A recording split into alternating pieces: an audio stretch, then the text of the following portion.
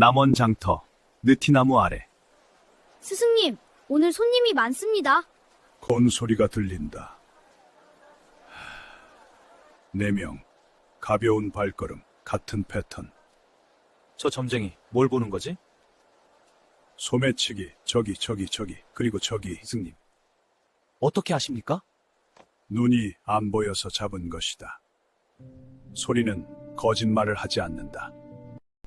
야담 주막을 시청해주셔서 감사합니다. 제1장 눈먼 점쟁이. 전라도 남원 땅 5일장이 서는 날이면 온 고을이 들썩였다. 남원 장터는 전라도에서 손꼽히는 큰 장으로 장이 서는 날이면 사방 30리 안에서 사람들이 몰려들었다. 쌀전, 포목전, 어물전, 약재전, 옹기전, 대장간까지 갖추어진 큰 장이었다. 장이 서면 길바닥에 자리를 펴고 앉는 좌판 장사꾼만 200이 넘었고 구경꾼까지 합치면 1000명도 넘었다. 소란스럽고 냄새나고 먼지 날리고 그러면서도 활기가 넘치는 곳. 그것이 남원 장터였다. 장터 한쪽 구석 느티나무 그늘 아래에 오래된 멍석이 깔려 있었다. 그 위에 한 사내가 앉아 있었다. 이름은 봉술. 나이는 43. 눈먼 점쟁이였다.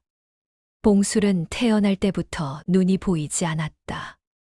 두 눈이 있었지만 빛을 느끼지 못했다. 해가 뜨는지 지는지 모르고 꽃이 피는지 지는지 모르고 사람 얼굴이 어떻게 생겼는지도 몰랐다. 하지만 봉술에게는 다른 사람이 가지지 못한 것이 있었다. 귀였다.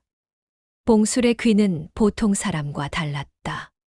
장터에 서면 50보밖에 속삭임도 들었고 발소리만 듣고 그 사람의 몸무게를 가늠했으며 목소리의 떨림만으로 그 사람이 거짓말을 하는지 진실을 말하는지 구별했다. 봉술이 점쟁이가 된 것은 20살 무렵이었다. 봉술의 아버지는 남원 읍내에서 집신을 삼아 파는 가난한 사내였다. 눈먼 아들이 먹고 살 길이 막막했다. 마을에 지나가던 노승이 봉술의 귀를 시험해 보고 감탄했다. 이 아이의 귀는 천리 첸리얼로다.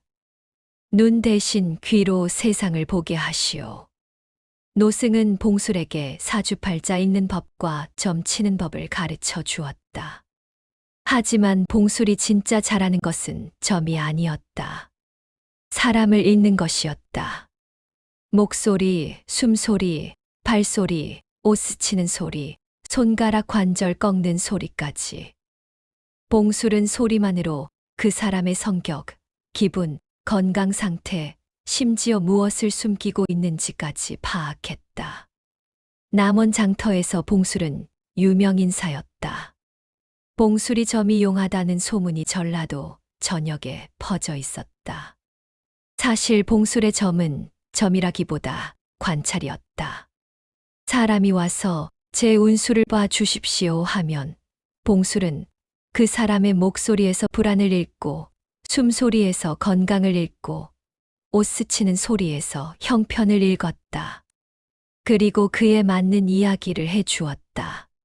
사람들은 감탄했다. 어찌 눈도 안 보이는데 이리 잘 맞추시오. 봉술은 웃으며 대답했다. 눈이 안 보이니까 잘 맞추는 것이오. 사람들은 이 말을 겸손으로 받아들였지만 봉술은 진심이었다. 눈이 보이면 눈에 속는다. 눈이 안 보이면 소리에 속지 않는다. 봉술은 때때로 장난기가 발동하기도 했다. 어느 장날 떡장 수순이 할머니가 점을 봐 달라고 왔다. 봉술아, 오늘 장사가 잘 될지 봐다오. 봉술이 산가지를 흔들며 엄숙한 목소리로 말했다. 할머니, 오늘 복이 오겠소. 순이 할머니가 얼굴이 환해졌다. 봉술이 잠시 뜸을 들이더니 고개를 갸웃거렸다. 아, 아니다. 복이 아니라 비가 오겠소. 순이 할머니가 하늘을 올려다보았다. 구름 한 점 없는 쾌청한 날이었다. 이놈아, 비가 어디서 와? 봉수리 킥킥 웃었다. 할머니, 비가 오면 사람들이 떡집 처마 밑으로 모이잖소. 비가 오는 것이 할머니한테는 복이요. 순이 할머니가 방망이로 봉술의 어깨를 톡 쳤다. 이 요물 같은 놈. 하지만 입가에는 웃음이 번지고 있었다. 장터 구경꾼들도 웃음을 터뜨렸다. 봉술의 점은 이렇게 소리와 입담이 반반씩 섞인 것이었다. 봉술에게는 손자뻘 되는 조수 영복이가 있었다. 영복이는 13살 고아로 봉술이 장터에서 주워 키운 아이였다. 영복이는 눈이 크고 코가 납작한 영리하고 눈치 빠른 소년이었다. 영복이는 봉술의 눈 역할을 했다. 장터에서 봉술의 손을 잡고 걸었고 손님이 오면 외모를 소곤소곤 알려주었다. 어르신, 이 사람 코가 빨개요. 술 많이 마시는 사람이에요. 봉술이 그 정보와 자신이 들은 소리를 합쳐 점을 쳤다. 둘은 환상의 호흡이었다. 남원 장터에는 한 가지 골칫거리가 있었다. 소매치기였다. 장이 서는 날이면 소매치기가 극성이었다. 사람이 붐비는 틈을 타 돈주머니를 슬쩍하거나 보따리에서 물건을 빼내거나 심지어 노점 좌판의 물건을 통째로 들고 사라지는 일도 있었다. 장터 포졸이 세짓었지만 소매치기들은 귀신같이 빠져나갔다. 특히 최근 석 달 사이에 소매치기 피해가 급증했다. 한 번 장이 설 때마다 피해자가 10명이 넘었다. 돈을 잃은 사람들이 울고 물건을 잃은 장사꾼들이 분노하고 장터 분위기가 흉흉해졌다. 봉술은 장터에 앉아 이 모든 소리를 듣고 있었다. 내 돈주머니 하는 비명, 도둑이야 하는 외침, 그리고 그 소란 속에서 빠르게 사라지는 발소리. 봉술은 그 발소리에 주의를 기울였다. 보통 사람의 발소리와 달랐다. 가볍고 빠르고 일정한 리듬이 있었다. 그리고 한 가지 더. 그 발소리가 항상 같은 방향으로 사라졌다. 장터 남쪽, 광안로 쪽으로. 봉술은 영복이에게 물었다. 영복아, 장터 남쪽에 무엇이 있느냐? 영복이가 대답했다. 광안로 옆에 빈 우사가 있어요. 아무도 안 써요. 봉술은 고개를 끄덕이며 중얼거렸다. 빈 우사라. 장터가 파하고 사람들이 돌아간 뒤 봉술은 영복이의 손을 잡고 멍석 위에 앉아 있었다. 해가 지고 있었다. 봉술에게 해 지는 것은 보이지 않았지만 공기가 차가워지는 것으로 알았다. 봉술은 영복이에게 말했다. 영복아, 내가 도둑을 잡아볼까? 영복이가 눈을 동그랗게 떴다. 어르신이요. 눈도 안 보이시는데. 봉술이 웃었다. 눈이 안 보여서 잡는 것이다. 제2장 소리의 지도. 봉술이 도둑을 잡겠다고 마음먹은 다음 날부터 봉술은 장터에서 하는 일을 바꾸었다. 점을 봐주는 것은 줄이고 대신 장터의 소리를 듣는데 집중했다. 봉술은 멍석 위에 앉아 눈을 감고, 아니 눈은 원래 감겨 있으니 온 신경을 귀에 모으고 장터의 소리를 들었다. 장터의 소리는 복잡했다. 장사꾼들의 호객 소리, 흥정하는 소리, 아이들 웃는 소리, 소 울음소리, 닭 울음소리, 수레바퀴 소리, 대장간 망치 소리. 이 모든 소리가 뒤엉켜 하나의 거대한 웅성거림을 만들어냈다. 보통 사람은 이 소음 속에서 개별 소리를 구분하지 못했다. 하지만 봉술은 달랐다. 봉술에게 장터의 소리는 마치 지도 같았다. 소리의 크기와 방향으로 어디에 무엇이 있는지 알 수 있었다. 북쪽에서는 쇠두드리는 소리가 나니 대장간이 있고, 동쪽에서는 생선 냄새와 함께 호객 소리가 나니 어물전이 있고, 서쪽에서는 에이, 그 값에는 못 팔아 하는 소리가 나니 포목전이 있었다. 봉술은 이 소리 지도 속에서 이상한 소리를 찾아냈다. 장터에 섞여 있지만 장터 소리가 아닌 것. 가벼운 발소리가 일정한 패턴으로 장터를 돌아다니고 있었다. 그 발소리는 한 곳에 오래 머물지 않았다. 쌀전 앞에서 잠깐, 포목전 앞에서 잠깐, 약재전 앞에서 잠깐, 그리고 사람들이 몰리는 곳을 향해 움직였다. 봉술은 그 발소리를 하루 종일 추적했다. 그 발소리의 주인은 장터를 최소 5바퀴 돌았다. 보통 장꾼이라면 필요한 물건을 사고 떠나지 5바퀴를 돌지는 않는다. 더 흥미로운 것은 그 발소리가 혼자가 아니라는 것이었다. 봉술은 비슷한 패턴의 발소리를 3개 더 찾아냈다. 4명이 각각 다른 구역을 돌아다니고 있었다. 4명의 발소리에는 공통점이 있었다. 모두 가볍고 빠르고 일정한 리듬이 있었다. 그리고 장터가 가장 붐비는 정오 무렵에 활동이 활발해졌다. 소매치기 집단이었다. 봉술은 확신했다. 봉술은 영복이에게 임무를 주었다. 영복아, 내가 가리키는 방향에 있는 사람의 생김새를 봐 주거라. 봉술이 소리의 방향을 손가락으로 가리키면 영복이가 그쪽을 바라보고 보이는 사람을 묘사했다.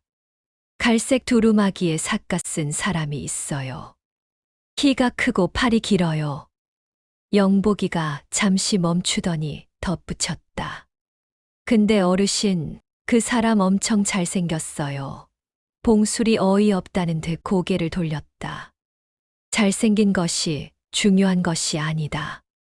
그놈이 무엇을 하고 있는지가 중요하지. 영복이가 볼을 긁적이며 웃었다. 그래도 잘생기긴 했어요. 봉술이 한숨을 쉬었다. 이놈아, 잘생긴 도둑이면 뭐가 다르냐. 훔치는 건 똑같다. 영복이가 킥킥 웃으며 다른 쪽을 보았다. 저쪽에는 보따리를 맨 안악이 있어요. 근데 보따리가 텅 빈 것 같아요. 봉술이 고개를 끄덕였다. 빈 보따리를 메고 장터를 도는 안악이 있겠느냐. 그것은 훔친 물건을 담는 보따리다. 영복이가 입을 벌렸다. 어르신, 대단하세요. 봉술이 툭 쏘았다. 잘생긴 건 못 알아보고 도둑은 알아보니 이것도 재주라면 재주다.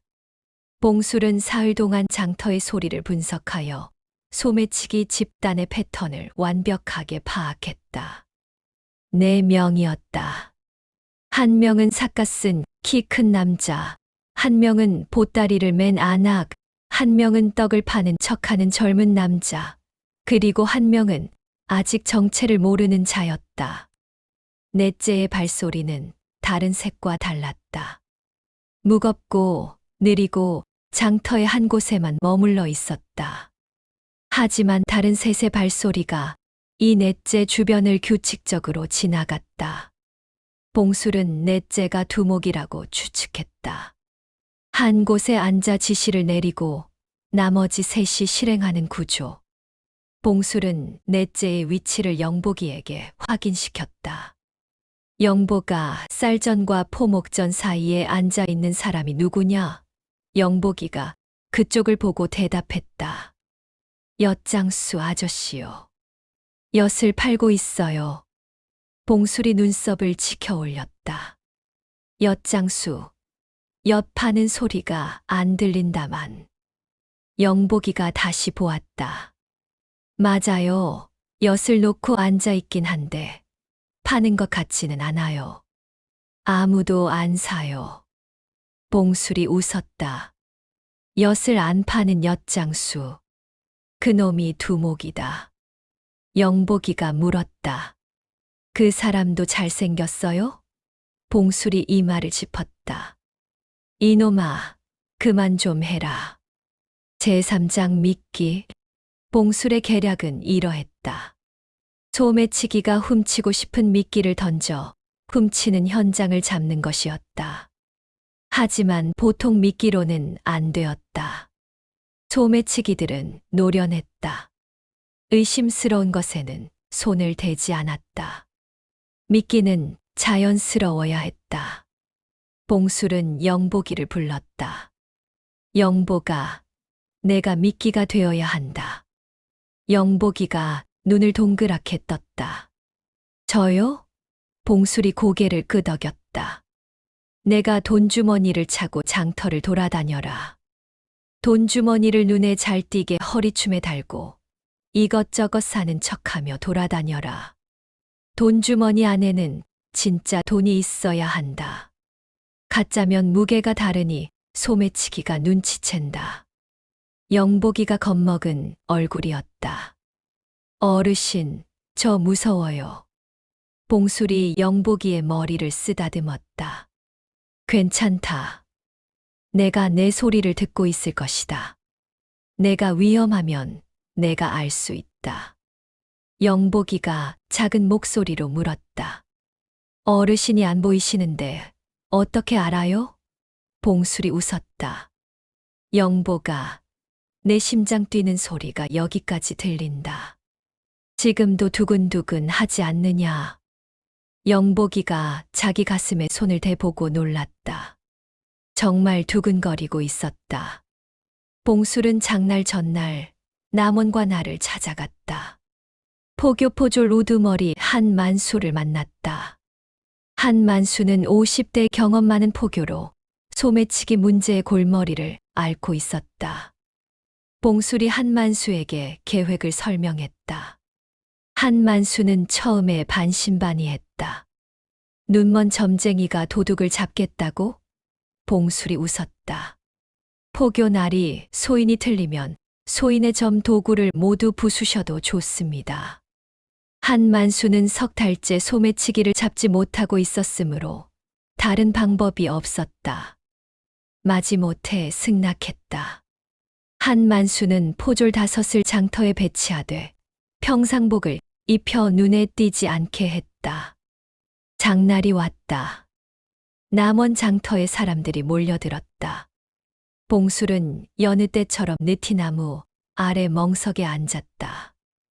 영복이는 허리춤에 돈주머니를 달고 장터로 나갔다. 돈주머니 안에는 은전 3냥이 들어 있었다. 봉술이 전 재산의 절반을 넣은 것이었다. 영복이가 떨리는 목소리로 물었다. 어르신 정말 괜찮을까요? 봉술이 웃었다. 괜찮다. 가거라.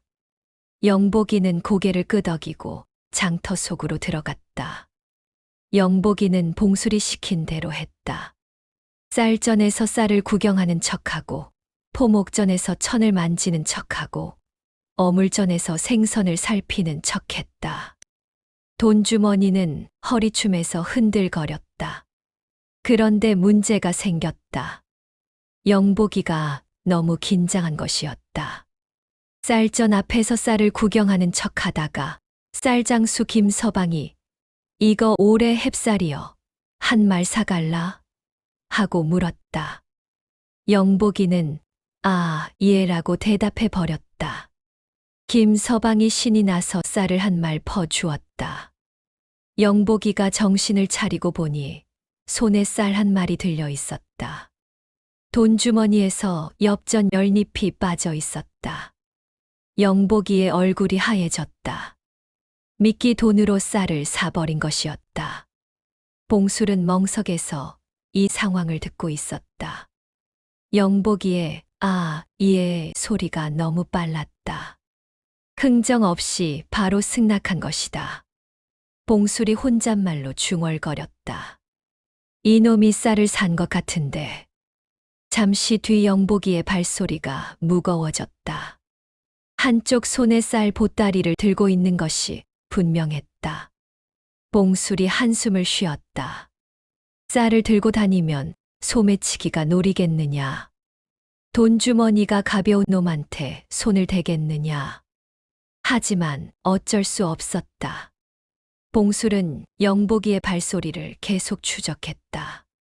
다행히 돈주머니에 은전 2냥과 엽전이 남아 있었고, 영복이가 쌀 보따리를 한쪽에 내려놓자 다시 미끼로서의 모양새가 갖추어졌다. 봉술은 동시에 소매치기들의 발소리도 추적했다. 삿간 남자는 어물전 근처에 있었고, 보따리 안악은 포목전 쪽에 있었고, 떡 파는 척하는 젊은 남자는 장터 입구에 있었다. 엿장수 두목은 여느 때처럼 쌀전과 포목전 사이에 앉아 있었다. 영복이가 포목전을 지나가자 보따리 안악의 발소리가 미세하게 변했다. 방향을 틀었다. 영복이 쪽으로. 봉술의 심장이 빨라졌다. 미끼를 물었다. 봉술은 옆에 있는 한만수에게 나직이 말했다. 포교날이 포목전 쪽에 보따리 맨 안악이 영복이를 따라가고 있습니다. 한만수가 눈을 가늘게 뜨고 포목전 쪽을 바라보았다. 사람이 너무 많아 보따리 안악을 특정하기 어려웠다. 어느 안악이요? 봉술이 말했다. 남색 치마에 보따리를 왼쪽 어깨에 맨 안악입니다. 한만수가 놀랐다. 어찌 색깔까지 아시오? 봉술이 웃었다. 영복이가 사흘 전에 알려주었습니다. 한만수는 포졸 한 명에게 눈짓했다. 포졸이 포목전 쪽으로 이동했다. 영복이는 포목전을 지나 쌀전 쪽으로 걸었다. 봉술은 영복이의 발소리와 보따리 안악의 발소리 간격을 계산했다. 10보. 간격이 점점 줄어들고 있었다. 8보, 5보, 3보. 그리고 영복이의 발소리가 멈추었다. 쌀전 앞에서 쌀을 구경하는 척하는 것이었다. 아까 사버린 그 쌀전이었다. 김서방이 아까 그 아이 아닌가? 또 사갈라? 하고 물었다. 영복이가 재빨리 아니요 하고 대답했다. 보따리 안악의 발소리도 멈추었다. 영복이 바로 뒤에서 봉술이 한만수에게 속삭였다. 지금입니다. 제4장 첫 번째 손. 보따리 안악의 손이 영복이의 허리춤으로 뻗었다. 가늘고 빠른 손이었다. 돈주머니 끈을 잡아당기는 순간 영복이가 도둑이야 하고 외쳤다. 동시에 봉술이 멍석 위에서 지팡이를 탁 내리쳤다. 신호였다. 한만수가 손을 들었고 평상복 차림의 포졸이 보따리 안악에게 달려갔다. 움직이지 마라. 안악은 돈주머니를 놓치고 몸을 돌렸다. 하지만 포졸이 더 빨랐다. 안악의 팔을 잡아 비틀었다. 안악이 비명을 질렀다. 장터가 술렁였다. 사람들이 몰려왔다. 도둑 잡았다. 소매치기다. 포졸이 안악의 보따리를 풀었다. 안에서 돈주머니 넷과 비녀 2개, 은장도 하나가 쏟아져 나왔다. 오늘 장터에서 훔친 물건들이었다. 주위에서 그건 내 돈주머니, 그건 내 비녀 하는 외침이 터져 나왔다. 보따리 안악이 혼자 잡힌 것을 본 나머지 소매치기들은 재빠르게 장터를 빠져나가려 했다. 하지만 봉술이 한 발 앞서 있었다. 봉술은 보따리 안악이 잡히는 순간 나머지 셋의 발소리 변화를 감지했다. 잠깐, 남자의 발소리가 갑자기 빨라졌다. 장터 동쪽 출구 쪽으로. 떡 파는 젊은 남자의 발소리도 빨라졌다. 장터 서쪽 출구 쪽으로. 봉술이 한만수에게 소리쳤다. 동쪽 출구, 삿갓 쓴 키 큰 남자, 서쪽 출구, 좌판 앞에 젊은 남자. 한만수가 포졸 둘에게 각각 신호를 보냈다. 포졸들이 뛰었다. 동쪽 출구에서 삿갓 남자가 포졸에게 잡혔다. 삿갓 속에 훔친 물건이 숨겨져 있었다. 서쪽 출구에서 젊은 남자도 잡혔다. 떡 좌판 아래에 훔친 돈주머니가 여러 개 쌓여 있었다. 장터 사람들이 환호했다. 소매치기가 잡혔다. 석 달간 장터를 괴롭히던 소매치기 셋이 한꺼번에 잡힌 것이었다. 하지만 봉술은 만족하지 않았다. 넷째가 남아 있었다. 엿장수 두목. 봉술은 멍석 위에서 엿장수의 소리를 찾았다. 그런데 이상했다. 엿장수의 소리가 사라져 있었다. 쌀전과 포목전 사이에서 더 이상 아무 소리도 나지 않았다. 봉술이 영복이에게 물었다. 영복아, 엿장수가 있느냐? 영복이가 그쪽을 보고 대답했다. 없어요. 엿 좌판만 있고 사람은 없어요. 봉술의 얼굴이 굳었다. 두목이 도망친 것이었다. 봉술은 장터의 소리에 다시 집중했다. 소란 속에서 하나의 발소리를 찾아야 했다. 엿장수의 발소리는 무겁고 느렸다. 장터의 수많은 발소리 속에서 그 하나를 찾는 것은 쉽지 않았다. 봉술은 숨을 고르고 귀를 더 열었다. 장터의 소리가 물결처럼 밀려왔다. 그 물결 속에서 봉술은 하나의 소리를 잡았다. 장터 남쪽 광안루 방향으로 빠르게 움직이는 무거운 발소리. 평소의 느린 걸음이 아니라 급한 걸음이었지만 발이 땅에 닿는 무게는 같았다. 봉술이 확신했다. 봉술이 한만수에게 소리쳤다. 남쪽 광안루 방향 빠르게 걸어가는 무거운 발소리입니다. 한만수가 남은 포졸 둘을 데리고 달려갔다. 제5장 두목, 광안루 옆인 우사. 한만수와 포졸 둘이 도착했을 때 우사 안에서 무엇인가 부스럭거리는 소리가 들렸다. 한만수가 문을 벌컥 열었다. 안에 남자 하나가 서 있었다. 키가 중간쯤이고 배가 나왔으며 얼굴이 둥글었다. 엿장수의 차림이 아니었다. 평범한 두루마기를 입고 있었다. 옷을 갈아입은 것이었다. 남자가 놀란 표정을 지었다. 누구시오? 여기는 내 우사인데. 한만수가 우사 안을 둘러보았다. 한쪽 구석에 엿 좌판에서 쓰는 가위와 엿 조각이 있었다. 그리고 보따리 하나. 보따리 안에 돈주머니와 잡화가 가득했다.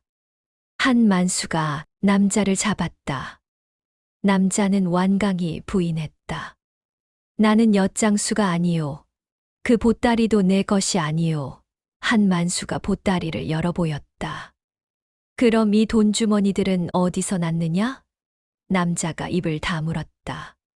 포졸이 남자를 포박하여 장터로 끌고 왔다. 장터에서 봉술이 기다리고 있었다. 봉술은 포박된 남자의 발소리를 들었다. 무겁고 특유의 리듬. 봉술이 고개를 끄덕였다. 이 사람이 맞습니다. 한만수가 물었다. 어찌 확신하오? 봉술이 대답했다.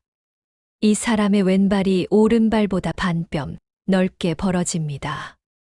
걸을 때 왼쪽으로 약간 기울어지는 걸음이요. 장터에서 석 달간 들은 발소리와 같습니다. 한만수가 놀라서 남자의 발을 보았다. 왼발이 약간 안쪽으로 휘어 있었다. 안짱걸음이었다. 봉술의 말이 맞았다. 두목의 이름은 구만석이었다. 남원 출신이 아니라 전주에서 온 전문 소매치기 두목이었다. 구만석은 석 달 전에 남원 장터를 타깃으로 정하고 부하 셋을 데리고 와서 조직적으로 소매치기를 해왔다. 구만석의 수법은 치밀했다. 자신은 엿장수로 위장하여 장터 한가운데에 앉아 정보를 수집하고 부하들에게 눈짓이나 손짓으로 타깃을 지시했다. 훔친 물건은 장이 끝난 뒤 빈 우사에 모아 두었다가 밤에 전주로 빼돌렸다. 석 달간 빼돌린 금액이 50냥이 넘었다. 구만석은 봉수를 보고 분노했다. 눈먼 점쟁이한테 잡히다니. 봉술이 담담하게 대답했다. 눈이 안 보여서 잡은 것이요. 구만석이 이를 갈았다. 무슨 소리요? 봉술이 웃으며 말했다. 눈이 보이면 내가 엿장수인 줄 알았겠지. 눈이 안 보이니 내 발소리가 엿장수가 아닌 것을 알았다. 진짜 엿장수는 손님을 부르느라 자리에서 이리저리 몸을 움직인다. 엿가위를 두드린다. 하지만 너는 가만히 앉아 움직이지 않았다. 엿장수 자리에서 엿장수 소리가 나지 않았다. 그것이 첫 번째 단서였다. 구만석의 얼굴이 일그러졌다. 장터의 구경꾼들이 박수를 쳤다. 한만수가 봉술의 어깨를 두드리며 말했다. 봉술, 자네 눈이 보이면 포교를 시키겠네. 봉술이 고개를 저으며 웃었다. 눈이 보이면 포교 안 합니다. 장사합니다. 한만수가 어이없다는 듯 웃었다. 장사, 봉술이 능글맞게 대답했다. 눈이 보이면 사람 얼굴을 볼 수 있잖소. 잘생긴 사람한테는 비싸게 받고 못생긴 사람한테는 깎아주는 장사를 하겠소. 한만수가 자기 얼굴을 만지며 물었다. 나는 비싼 쪽이요? 싼 쪽이요? 봉술이 한만수의 목소리 방향으로 고개를 돌리며 씩 웃었다. 나리 목소리로 보아 아주 많이 깎아드려야 할 것 같습니다. 장터 사람들이 웃음을 터뜨렸다. 한만수도 허허 웃었다. 제6장 점쟁이의 눈. 소매치기 4명이 모두 잡히고 남원 장터의 평화가 돌아왔다. 한만수는 봉술의 공을 관하에 보고했다. 남원 부사 정대인이 봉술을 불렀다. 정대인은 학식이 깊고 공정한 관리로 이름이 높았다. 정대인이 봉술에게 물었다. 눈이 보이지 않는데 어떻게 도둑을 잡았느냐? 봉술이 대답했다. 날이 소인은 눈이 안 보이니 소리로 세상을 봅니다. 도둑은 눈을 속일 수 있지만 소리는 속이기 어렵습니다. 사람은 자기 발소리를, 숨소리를, 옷 스치는 소리를 스스로 들을 수 없습니다. 들을 수 없는 것은 숨길 수도 없습니다. 정대인이 감탄했다. 놀라운 재주로다. 정대인은 봉술에게 포상으로 은전 5냥을 내렸다. 그리고 한 가지 제안을 했다. 봉술, 장날마다 장터에서 소리를 살펴 의심스러운 것이 있으면 포교에게 알려달라. 공식 직함은 줄 수 없지만 장터의 귀 역할을 해 주었으면 한다. 봉술이 고개를 숙였다. 날이 소인 같은 것이 그런 일을 해도 됩니까? 정대인이 웃었다. 눈으로 못 보는 것을 귀로 보는 자가 이 세상에 얼마나 있겠느냐. 내 귀는 장터의 보물이다. 봉술은 가슴이 뜨거워졌다. 평생 눈먼 점쟁이로 구석에 앉아 있던 자신이 누군가에게 쓸모 있는 사람이 되었다. 봉술은 그날 장터로 돌아왔다. 영복이가 기다리고 있었다. 어르신, 부사 나리가 뭐라 하셨어요? 봉술이 웃으며 영복이의 머리를 쓰다듬었다. 우리가 장터의 귀가 되래. 영복이가 눈을 반짝였다. 우리요? 봉술이 고개를 끄덕였다. 그래, 나는 귀고 너는 눈이다. 둘이 합치면 세상에 못 볼 것이 없다. 영복이가 활짝 웃었다. 장터의 장사꾼들도 봉술에게 감사를 표했다. 떡장수 순이 할머니가 떡을 한 보따리 안겨주었고 쌀장수 김서방이 쌀 한 마를 보내주었다. 김서방이 웃으며 말했다. 아까 내 손자가 사간 쌀값은 빼고 보내는 것이요. 영복이가 얼굴이 빨개졌다. 포목전 주인 이생원은 옷감을 한 필 내밀었다. 봉술은 사양하려 했지만 장사꾼들이 받으라고 성화를 부렸다. 봉술이 웃으며 받았다. 영복이가 옆에서 보따리를 들며 투덜거렸다. 어르신, 저 팔이 빠지겠어요. 봉술이 웃었다. 내가 눈이니까 짐도 내 몫이다. 영복이가 입을 삐죽거렸지만 기분이 좋은 표정이었다. 봉술은 장터의 귀 역할을 시작한 뒤에도 점 보는 것을 멈추지 않았다. 여전히 사람들이 찾아와 운수를 봐달라고 했고 봉술은 여전히 소리로 사람을 읽었다. 한 번은 약재전에서 가짜 인삼을 파는 사기꾼을 잡았다. 봉술은 그 사기꾼의 목소리에서 거짓을 읽었다. 저 사람, 인삼 설명할 때 목소리가 올라갑니다. 거짓말을 할 때 사람의 목소리는 올라갑니다. 한 만수가 확인해 보니 인삼이 아니라 더덕에 색을 입힌 가짜였다. 또 한 번은 포목전에서 훔친 비단을 파는 장무라비를 잡았다. 봉술은 비단 상인의 손놀림 소리에서 비정상적인 긴장을 읽었다. 저 사람, 비단을 펼칠 때 손이 떨립니다. 자기 물건을 파는 사람은 떨지 않습니다. 제7장 장터의 귀. 봉술이 장터의 귀가 된 뒤 남원 장터의 범죄가 눈에 띄게 줄었다. 소매치기는 거의 사라졌고 물건을 속여 파는 사기꾼도 줄었다. 봉술이 장터에 앉아 있다는 것 자체가 억제력이었다. 눈먼 점쟁이가 다 듣고 있다는 소문이 돌자 장터에서 나쁜 짓을 하려는 자들이 주춤했다. 영복이도 성장했다. 처음에는 봉술의 눈 역할만 했지만 점차 봉술에게서 사람 있는 법을 배워갔다. 영복이는 눈이 보였으므로 봉술이 소리로 있는 것을 눈으로 확인하며 배웠다. 어르신, 저 사람 목소리가 떨려요. 근데 얼굴도 빨개요. 그렇겠지. 거짓말을 하면 목소리만 떨리는 것이 아니라 얼굴도 달아오른다. 영복이는 귀와 눈을 함께 쓰는 법을 배워갔다. 어느 장날 장터에 진풍경이 벌어졌다. 한 사내가 봉술 앞에 와서 점을 봐 달라고 했다. 점쟁이 양반, 내 운수 좀 봐주시오. 봉술이 사내의 목소리를 듣고 미간을 찌푸렸다. 사내의 목소리에는 불안과 조급함이 섞여 있었다. 그런데 그것만이 아니었다. 사내의 품에서 미세한 소리가 났다. 종이 바스락거리는 소리. 봉술이 물었다. 어디서 오셨소? 사내가 대답했다. 전주에서 왔소. 봉술이 다시 물었다. 장사하러 오셨소?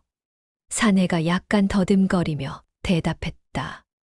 아, 예, 장사차. 봉술은 그 더듬거림에서 거짓을 읽었다. 그리고 품의 종이 소리. 봉술이 나직이 한 만수에게 말했다. 이 사람 품에 수상한 문서가 있습니다. 한 만수가 사내를 조사했다. 사내의 품에서 위조된 토지 문서가 나왔다.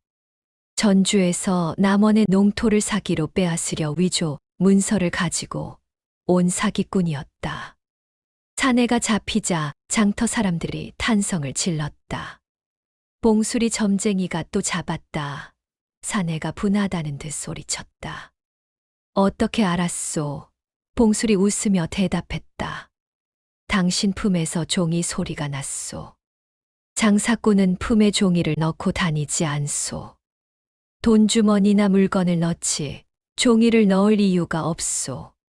그리고 당신이 장사차라고 말할 때 반박자 늦었소. 진짜 장사꾼은 그 말을 생각하지 않고 바로 합니다. 장터 사람들이 박수를 치고 웃었다. 봉술은 멍석 위에서 영복이의 손을 잡고 고개를 숙였다. 영복이가 봉술의 귀에 속삭였다. 어르신, 다들 웃고 있어요. 어르신 보면서 봉술이 웃었다. 웃는 소리는 나도 들린다.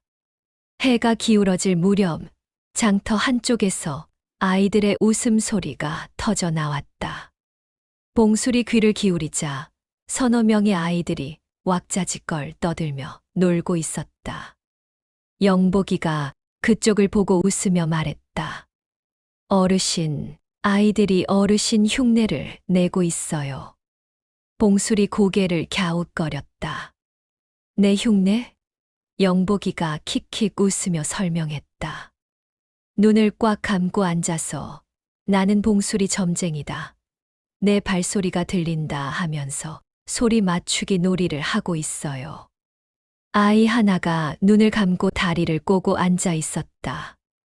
다른 아이가 살금살금 걸어가자 앉아있던 아이가 손가락을 내밀며 외쳤다. 동쪽 도둑이다. 하지만 걸어간 아이는 서쪽에 있었다. 아냐, 여기야. 앉아있던 아이가 눈을 뜨고 머리를 긁적였다. 에이, 틀렸네. 다른 아이가 나서며 말했다. 이번에는 내가 봉수리 할래. 그 아이가 눈을 감고 앉았다. 세 번째 아이가 살금살금 다가가 어깨를 톡 쳤다. 눈 감은 아이가 깜짝 놀라 귀신이야 하고 비명을 질렀다. 아이들이 깔깔 웃으며 나뒹굴었다. 봉수리 아이들의 웃음소리를 들으며 빙그레 미소를 지었다. 영복이가 물었다. 어르신, 기분 좋으세요? 봉수리 고개를 끄덕였다. 아이들이 내 흉내를 내는 것이 기분 좋다. 소리를 듣는 것이 놀이가 되었으니 그것만으로도 좋은 것이다. 영복이가 또 물었다. 근데 어르신, 저 아이들은 전부 방향을 틀리잖아요. 어르신은 어떻게 맞추는 거예요? 봉술이 웃었다. 눈을 감는다고 귀가 열리는 것이 아니다. 귀를 연다고 눈이 감기는 것도 아니지. 오래 들어야 한다. 매일 들어야 한다. 그러면 소리가 보인다. 영복이가 고개를 갸웃거렸다. 소리가 보여요? 봉술이 고개를 끄덕였다. 언젠가 너도 알게 된다. 장터의 아이들은 해가 질 때까지 봉술이 놀이를 했다. 나는 봉술이다. 내 발소리가 들린다 하며 뛰어다녔다. 틀려도 웃고 맞아도 웃었다. 봉술은 그 웃음소리가 좋았다. 장터의 웃음소리가 넘치는 것. 석 달 전의 흉흉한 분위기와는 딴판이었다. 그날 저녁 장이 파하고 사람들이 떠난 뒤 봉술과 영복이는 느티나무 아래에 앉아 있었다. 해가 지고 있었다. 봉술에게 노을은 보이지 않았지만 공기가 따뜻해지는 것은 느낄 수 있었다. 영복이가 말했다. 어르신, 노을이 예뻐요. 봉술이 물었다. 어떻게 생겼느냐? 영복이가 잠시 생각하다 말했다. 빨갛고 노랗고 주황색이 섞여 있어요. 하늘 절반이 불타는 것 같아요. 봉술이 고개를 끄덕이며 말했다. 좋구나. 영복이가 물었다. 어르신은 색깔을 모르시잖아요. 뭐가 좋아요? 봉술이 웃었다. 내 목소리가 좋아서 좋구나. 노을을 보며 말하는 내 목소리에 기쁨이 들어있다. 기쁜 소리를 들으면 나도 기쁘다. 영복이가 봉술의 팔을 꼭 잡았다. 바람이 불었다. 느티나무 잎이 흔들렸다. 멀리서 장터 아이들의 웃음소리가 아직 들렸다. 나는 봉술이다 하는 소리가 바람에 실려왔다. 봉술이 킥킥 웃었다. 영복이도 웃었다. 남원 장터는 고요했다. 봉술은 그 고요 속에서 세상에서 가장 좋은 소리를 듣고 있었다. 영복이의 고른 숨소리, 살아있는 소리. 봉술은 중얼거렸다. 세상에서 가장 잘 보는 눈은 가장 잘 듣는 귀다. 영복이가 물었다. 그게 무슨 뜻이에요? 봉술이 웃었다. 크면 알게 된다. 영복이가 입을 삐죽거렸다. 어른들은 맨날 그 소리만 해요. 바람이 불었다. 느티나무가 흔들렸다. 남원 장터에 밤이 내리고 있었다.